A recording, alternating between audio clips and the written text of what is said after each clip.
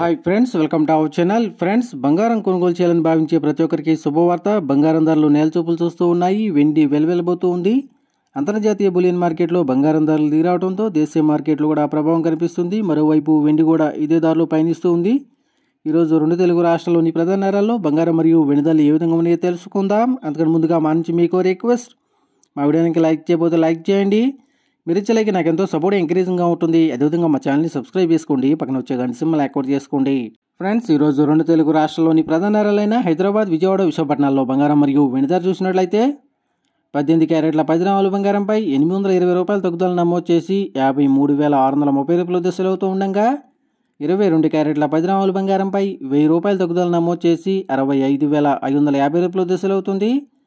అలాగే 24 క్యారెట్ల స్వచ్ఛమైన 10 గ్రాముల బంగారంపై 1,090 రూపాయల తగ్గుదల నమోదు చేసి 71,510 రూపాయల దశలు అవుతూ ఉండగా 1 కేజీ వెండిపై 500 రూపాయల తగ్గుదల నమోదు చేసి 86,500 రూపాయల దశలు అవుతుంది. ఫ్రెండ్స్,